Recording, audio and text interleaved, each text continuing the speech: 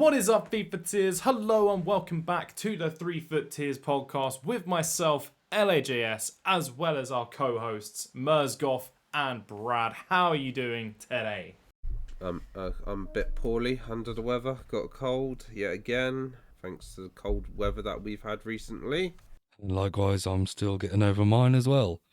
I'm seriously hoping that it disappears before Christmas, because I'll be a very busy person around that time, so... It's been a busy period for football as well. We kind of hinted it at the end of last week. The World Cup final happened yesterday, and well, what a game it was. It might be the best World Cup final we've seen, at least in my lifetime. I don't know about you guys and which ones you've seen, but this was quite the game. Didn't really look like being the game that it was until maybe about the 80th minute. Yeah. But a hat-trick for the first time since Jeff Hurst, as well as a lot of drama, a lot of penalties. A lot of penalties in this game, and including, obviously, the dramatic ending on penalties.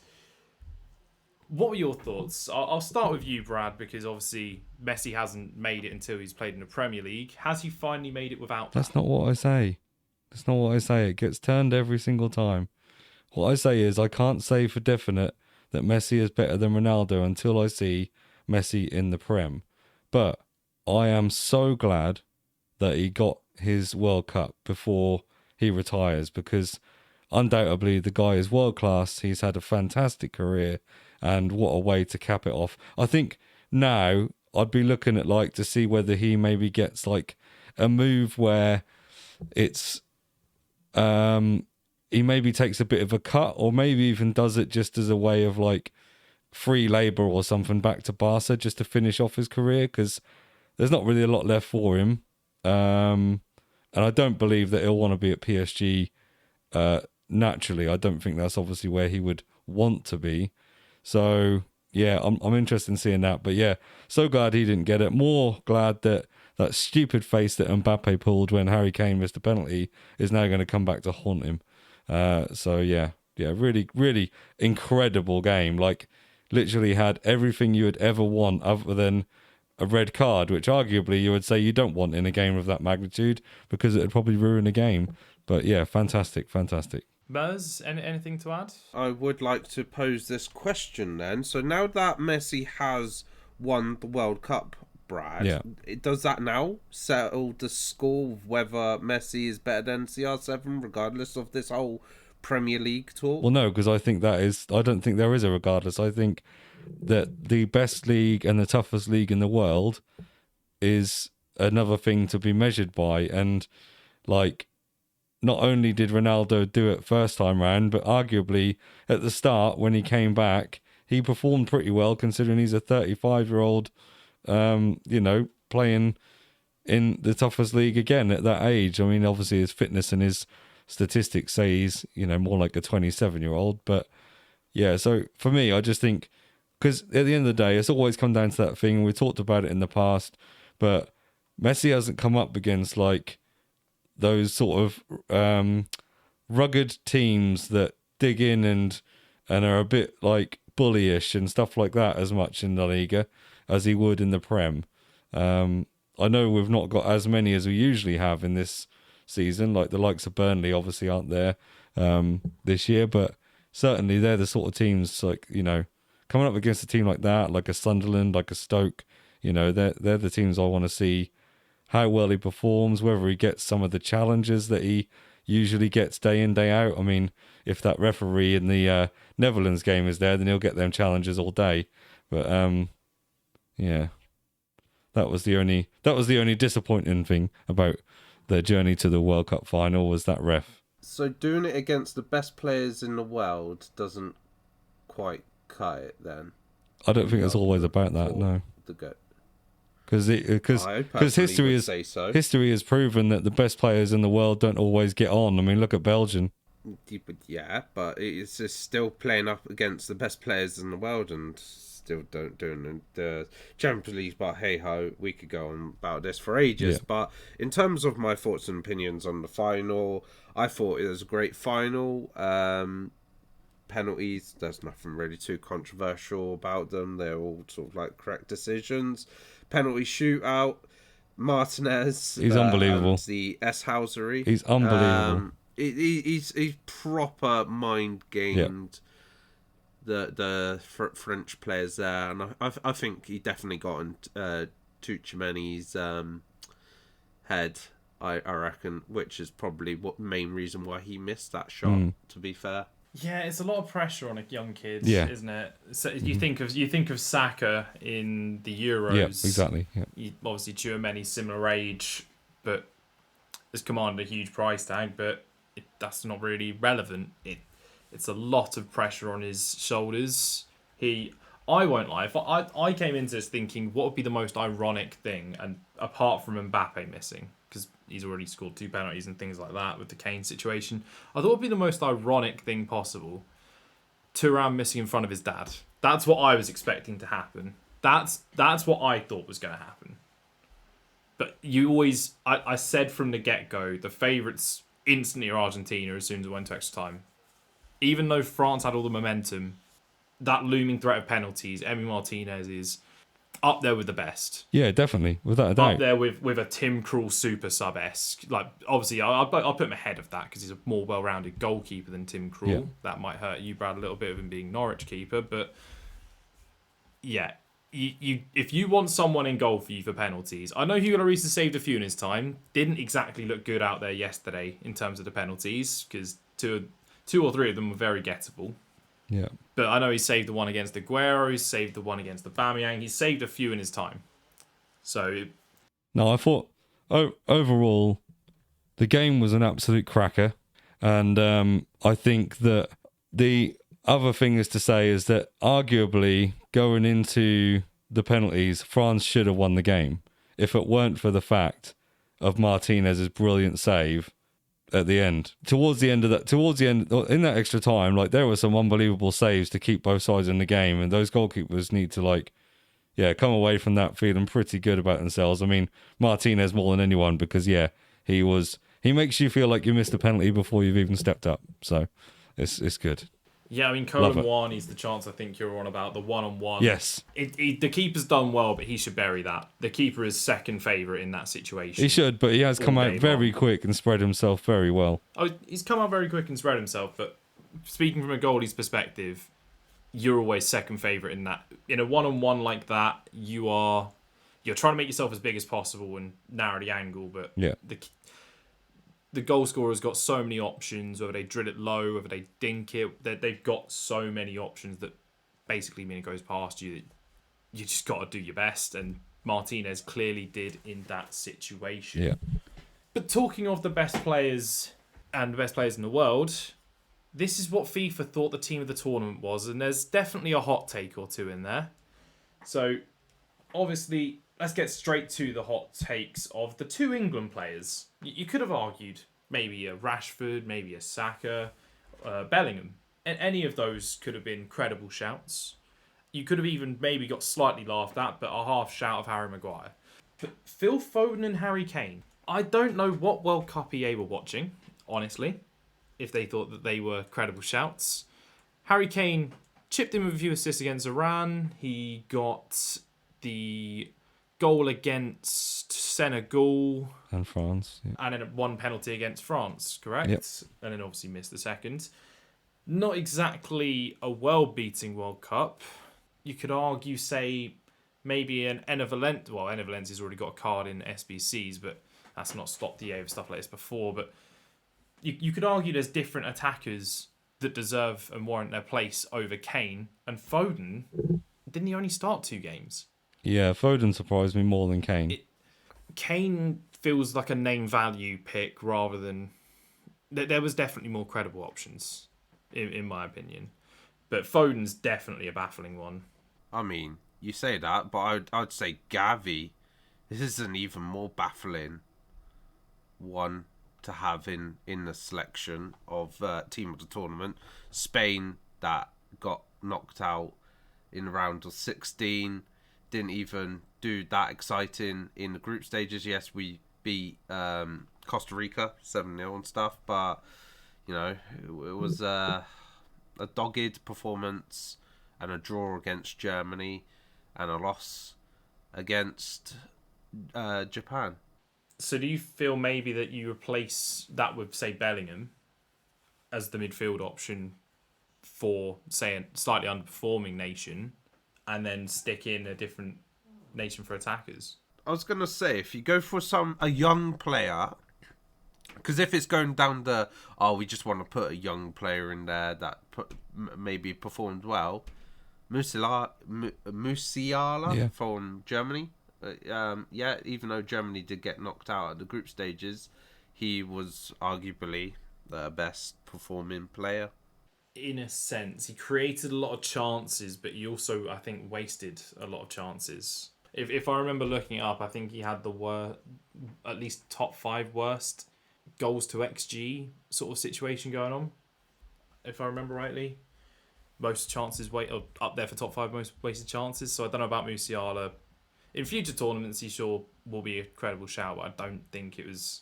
He created a lot, but he also wasted a lot. My only thing with them is obviously they had the Phenom promo, so that obviously had Bellingham and Saka, didn't it? Whilst true, if it's a team of the tournament, I would have expected it to be slightly... You'd have hoped that... Well, they'd have probably put that on hold for them. You raise a fair point, though. You do raise a very fair point. That just leaves the door open for, say, Rashford. Yeah, definitely Rashford more than Kane, but then again, we don't go and play him when we should do, so... Indeed. So, let's go through the full team. The rest of it seems fairly credible from what I gather. So, we've already mentioned Kane, we've already mentioned Foden. Messi gets in, no real shock there, Golden Ball winner. We don't see Enzo Fernandez, but that's because he got a showdown in the week prior. So that makes sense on terms of them not wanting to repeat cards. Same with the Saka / Bellingham side of matters. Theo Hernandez at left back. Now, I don't know who I'd replace him with at left back, but throughout this tournament, he didn't... He scored, obviously, in the game against Morocco, but it didn't... Throughout the tournament, he got turned by Saka a bunch. In the final, he got turned a bunch, and it didn't exactly impress me too much in the prior games. Yeah. So maybe that's a pick that could have been changed, but I can't think off the top of my head of a left back to put in his place. So the thing is with Theo Hernandez, you're saying getting turned, but bearing in mind he had no support on that left-hand side because Mbappe would stay high up the pitch, and the only time he would ever get support is when Deschamps would change Mbappe into the middle and then maybe bring on for instance when he brought on Thuram, then Thuram would help support Hernandez and shore up that side of the pitch. So even though yes he had those sort of situations, he wasn't doing too bad with what he had to deal with, basically. Because who was it the Croatian right back? I know I think they've got a limit on 2 players per nation in this, but he played incredible. I'm pretty certain he played incredibly, but they've already put Perisic in to play down the left, and then Gvardiol was arguably one of the best young centre-backs at the tournament. Actually, I was young, one of the best centre-backs at the tournament, so putting in a third Croatian player would probably been taking the mick a little bit, but that he did do an incredible job, he did. I can't even remember his name. Begins with a J, doesn't it? His name. Something like that. I'd have to look it up, sadly. But Cody Gakpo, understandable. Yeah. Diogo Dalot was solid from what I remember. Obviously, Portugal going out in the quarters to Morocco, but from what I remember, he had a pretty good... Is it 2 fullbacks for... It was, yeah, Guerrero and Dalot, which surprised me because a lot of people were talking about how good Bruno Fernandes was, but yeah. I mean, he already got a card a couple of weeks ago in the stories, but that's the only thing that sort of held that back. Yeah. And Goncalo Ramos obviously already got his SBC, card for the Future Stars sort of remembrance stuff for Phenoms last week. So they've sort of handicapped themselves with stuff there. The only players remaining that we've not mentioned are Thiago Silva, Dumfries, Bunu, and McAllister, as well as the mini release of Doan, Amrabat, and Casemiro. For me, the next card is a little bit schneid for me here. Little bit schneid. That normally when a cup final happens, they'll give someone a card for a man of the match. Now, the person they gave this to has a ones to watch. They gave him a team of the tournament card despite him not playing too much, and that is Angel Di Maria. So to get round giving everyone a 4-star weak foot, 5-star skills Di Maria, that then no one would bother doing the SBC, they've had to make him a team of the tournament. It's a little bit schneid, but I completely understand it, because otherwise, who would complete this SBC? Yeah. And that answer is people that didn't do ones to watch Di Maria. Yeah, essentially. Yeah. Would the one to watch, though, be upgraded in terms of 4-star, 5-star? I'm pretty sure the one to watch would get the in-game stats, but I don't think it gets the weak foot skill move upgrade. I'm trying to think of an example of one that would have had. Yeah, I was gonna say the only way you'd see it is if a applied. team of the week has had an upgrade on weak foot or skill moves, and then they've applied that to the one to watch, I suppose. But I don't know. Has Darwin Núñez had his informs? Have they been upgraded?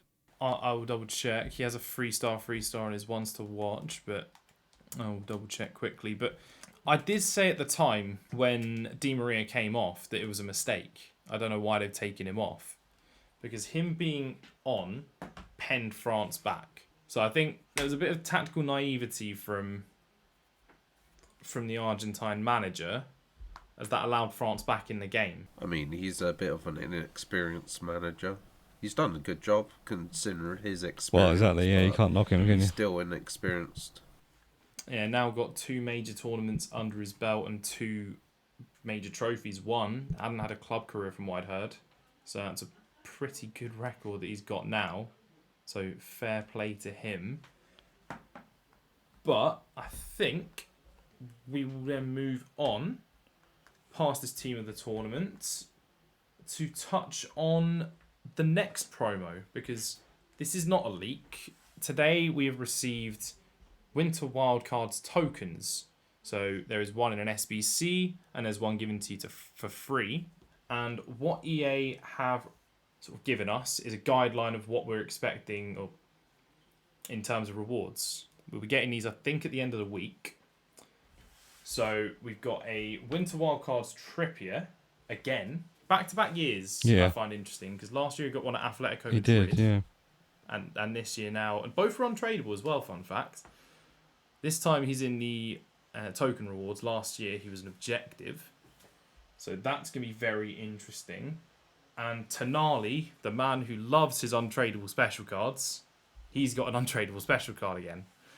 So anyone who's got those AC Milan special cards, say a Theo, say a Tomori, say the Dest, you're going to be a happy person at the hour as well. He must be on Santa's naughty list or something to not ever get a tradable promo card. I mean, last year they sort of let him off the leash. They gave him, I think, a road to the They did on one of them, yeah. knockouts or road to the final. Mm. They gave him team of the season and a few things like that. But he always loves an untradeable special He certainly card. does. So those are going to be the 2 players coming out. As well as we see the return of the 85 times 10. We get to see EA love lumping these together now. We had it previously with the 84 times 20 this season with the World Cup. We now have an 83 times 25 times 3. I said that probably the wrong way around to make it sound complicated, but basically 383 times 83 times 75? Yeah, I mean, that you can call it that. That's how it's going to get advertised on content creators. That's how it's going to get advertised, but that just makes it sound way too OP. Yeah. Okay, an 83 times 75 with dupes. There you go. Maybe a little bit better. But, yeah, so that's the top end pick this time. So, compared to last year, our top end pick was the 85 times 10, which retains its 15 token value. It seems like there's going to be 25 tokens, potentially a couple more in packs as per usual. So maybe we'll see 26 this time round. So to show all of the SBCs are currently out. You can check the values of them on the SBC listings themselves. So we've got 2 tokens for a Winter Wildcards Trippier. We've got 3 tokens for an 81 times 11 pack. 3 84 plus player picks with 4 options in those player picks, which is not half bad for 5. 10 tokens and 83 times 25. 10 tokens also. You could get a Winter Wildcards Tonali, which we mentioned previously. 15 is the 85 times 10. Also for 15 is an 85 plus Winter Wildcards player pick times 5 options. So, of the team that will be released on Friday, that we don't know, and if they are out, I don't want to see the leaks. Of those players, you'll get a pick of 5 of them. That's for 15 tokens. And then the 83 times 25 times 3 for 20 tokens. How are you looking to split these? I know what I'm looking to do. But what are your guys' thoughts on how you're going for this? Are you going just for packs, or are you going to take the players in a mixture? For me, there's not really much in terms of the ability to mix and match. Like you can do well, I say that, but in terms of like mix and match, you can do like maybe 2 or 3 things. Like you can't go and say do 4 or 5 different sort of like potential options. So for me, I think it's just going for the big one, going for the 83 plus times 25 free packs of those basically for 20 tokens, and then maybe if I get the 25 tokens, then I guess pick up a Trippier and an 81 plus times 11, which I think is a very underwhelming pack. Yeah, it is a very underwhelming pack. I think I had what we had last year, and in its place was an 81 to 89 times 10. So it's somewhat similar. Just for no cap, Actually, I it's an suppose. unrestricted version, so it's probably a little bit better than last year's one. But isn't it also the pack that we're getting in part of the World Cup rewards as well? I can take a look at that for you now. I think so. I've got a feeling it is. Let's have a look at each of the levels. It's like level 8 or something, maybe. Level 8, 81 times 11, correct. Yeah. So you will be getting one of these anyway as your level 8 rewards, as Brad said. So that may help people to decide if they think they're worth wasting some tokens on, because you'll be getting a free one anyway to see what your sort of average rating across the pack is, because obviously they're all going to be different, or all packs should be different, but you might sort of get one walkout and a couple of boards and then the rest be tragic, which you might then change your mind about. But me personally, I mean, we all know at the moment I've got no internet again. It's going to be a little while, so I don't know how much I'll be able to take advantage of this. So I'll just try and get the highest content packs as possible. Yeah, I've pretty much just packs for fodder to do some more icon SBCs, because ho ho ho, I love an icon SBC. He absolutely loves the stuff. So I'm planning on just taking the players, really. I'm more a bird in the hand, worth 2 in the bush sort of a thing. So guaranteeing myself a good link to my Inform Tamori and my Red Theo is actually something I'm actually looking forward to. So that Tonali, whilst it doesn't look like a well-beaten card, is a solid card that would get in my team at CDM. Yeah. And in Trippier, it's actually a bit of a sleeper here. It looks okay. Obviously, it's not insane, but stats-wise, what's he looking at? 88 pace with a weird pace split of 93 acceleration, 83 sprint speed. 87 passing, 85 defending, 82 physicality. Maybe that's one you can give a miss. Who knows? But one from maybe your spare tokens if you've got some. Yeah. Yeah. If you take, say, I mean, if I'm going for the Tonali, I've got 15 tokens left. So I could either go 83 times 25 and the 84 times 3 times 4 options, or I could go the 81 times 11 in Trippier. It depends which you think is going to be better value. Yeah. And I'm torn on that part. The one thing that I've got to say about that Winter Wildcards player pick, bit of a weird choice of a rating, in my opinion. Because I don't think there is going to be many, or if at all, any players under 85 rating. Because if I've just looked back at the past 4 promos, there's only been one player in those 4 promos that had an 84 rated or below player. Everything else has been 85 or plus. And I think at this stage of FIFA as well, this seems to be where the benchmark is now, pretty much, on the special cards is 85. So it's a bit of a weird choice, like to say 85 plus if then every player in the promo is going to be 85 plus. Like, I think it would have been better as an 86 plus. Yeah, I mean, I'm just looking at last year's to try and gauge what we've got here, and to be honest, I think the only one you don't get is the Birmingham player last year. He was 84, then you got Achiampong, Niakate, Twanzebe and Bolo at 85. And in Team 2, doesn't miss anyone else. So it's a weird rating for them to call, I definitely would agree. Yeah.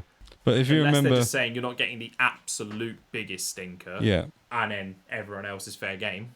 But if you remember, in cast our mind back to last week when we spoke about the ratings like going too high too early, maybe they've got some plans to stick some cards in this that are very different to the usual things we get, and it will maybe be that there's only maybe 1 or 2 cards touching that 90 bracket again, because they're going to just flood the lower end.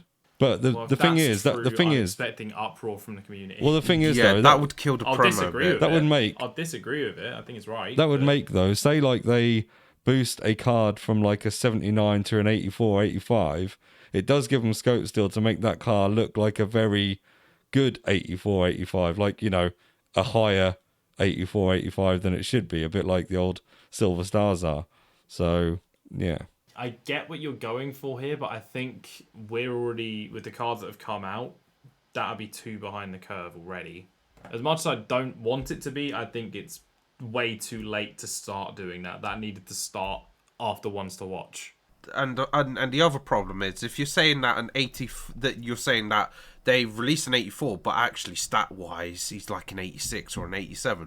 Problem is then is if they get another special card down the line, because you know EA like recycling content and stuff and players for these promos, then does that mean the next card would have to be of stats that are like 90 or 91 rated, which means that you're creating this problem where you're then having to create the cards too high up in terms of what they're actually physically looking like. Yeah, but I think that's where, like we said, for instance, like a Twanzebe, like he wasn't going to get another promo card very likely.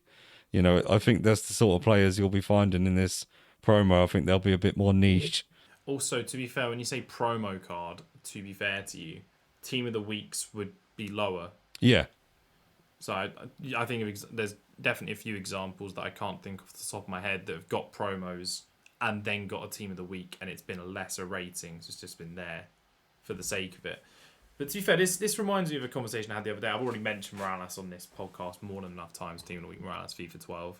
But I was discussing it with someone, like, that would be, I guess, the level of progression you're talking about. He only went to an 82 rated inform, but had 90 odd shooting. Didn't get much of a boost anywhere else. It was almost, I guess, rule breakers-esque in terms of upgrades.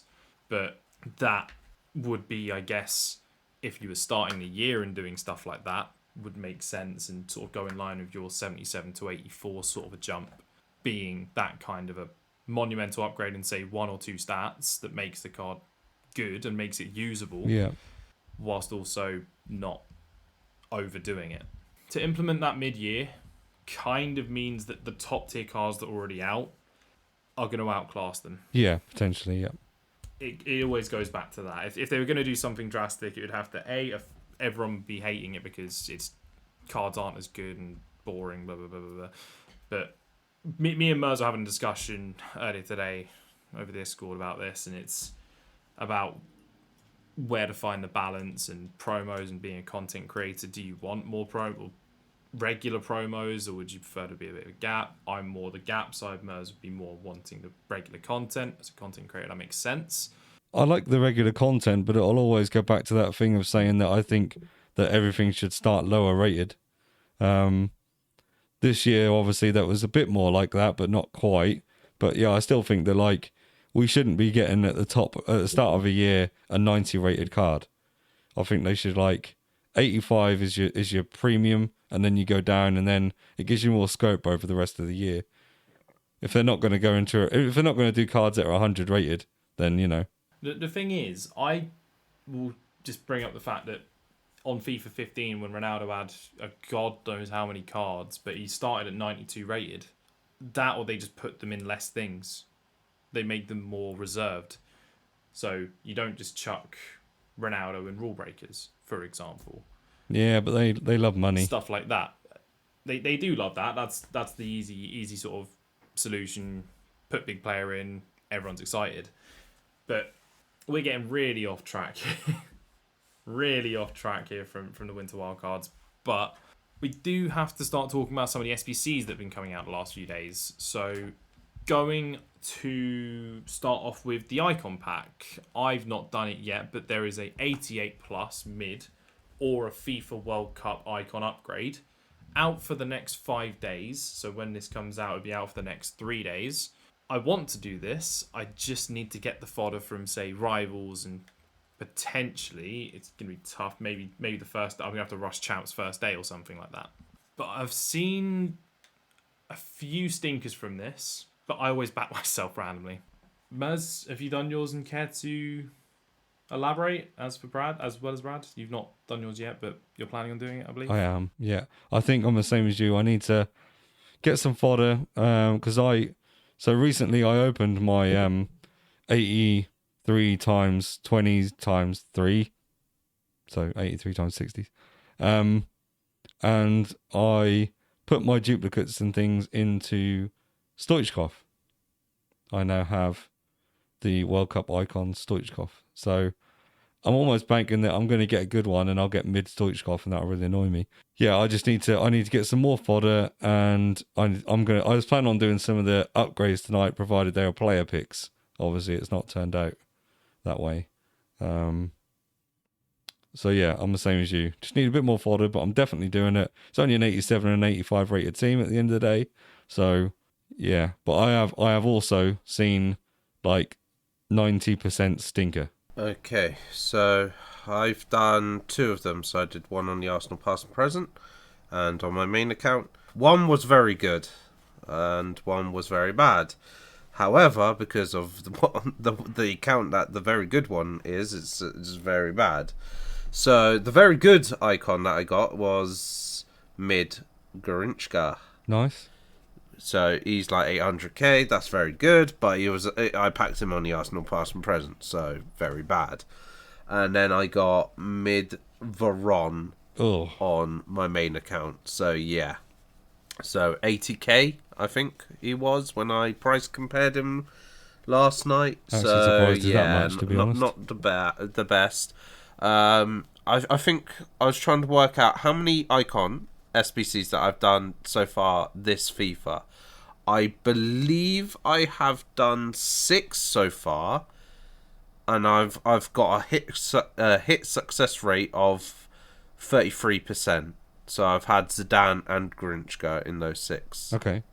So yeah, I'd say generally speaking, yes. Like majority of the time, you are going to get a stinker, but it's always about that numbers game. At the end of the day, that I say to people, if you don't open up a serious amount of packs and like these icons, like if you only do one, yes, you're probably going to get a stinker, and you might just leave it at that. But if you open up 5, you might. I would say chances are you'll get at least a mid-tier icon probably from those 5. You probably won't get like a Pele or an R9 Ronaldo or Eusebio probably from them, but you could probably get a pretty solid icon. Well, I can relate to that for you straight away. So I got my 2 dud ones that I've opened were Lineker and Bobby Moore, and then I got 92 Maldini. I think I've done 3. I only remember 2 of them. One's a dub, one's an L. But I actually enjoyed the L, so I'd say it's probably a small L, just because I actually enjoyed using it. Hadji being the L, but I actually really enjoyed that base card. I've heard it's good, actually, yeah. And then base Carlos Alberto from the last one. It's not ideal when you see Brazil and you dream big, but a really good defensive card.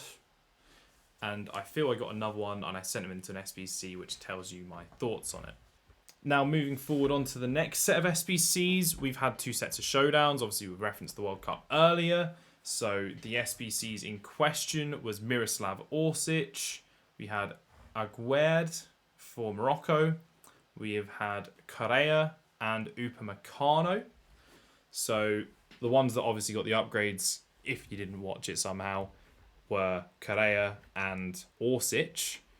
Now, I've heard mixed things on that Orsic.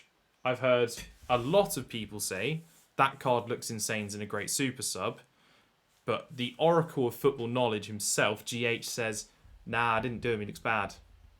So obviously that's a really heavy opinion and we need to factor that in. Yeah, let's just make all the viewers of or listeners of us channel aware that we don't actually value GH's opinion. So I would suggest that you guys do the exact same. And actually, I'm pretty gutted that I didn't do that SBC because that is going to look sick. Yeah, so I definitely did do that SBC, and I'm looking forward to using him. There's gonna be. It's a shame that Lovakovic didn't get a goalkeeper card for team of the tournament, but it's understandable it went to Banu. Yeah. So it was an either-or situation. Both had incredible World Cups and were big parts of the reason they got as far as they did. For me, it looks like a really... I did both the cheap ones, so I did both the Morocco and the Croatia ones. I did not touch the expensive ones. I did not have the fodder at the time, although that Correa looks like a monster. He does. And the Upamecano is a lovely little perfect link to Moments Pavard that is out in objectives currently. Mm-hmm. So if you did do that, you've got a nice looking card that you can sort of pick up for a perfect link to that now. And the Coman that was card. available in swaps still as well, World Cup swaps.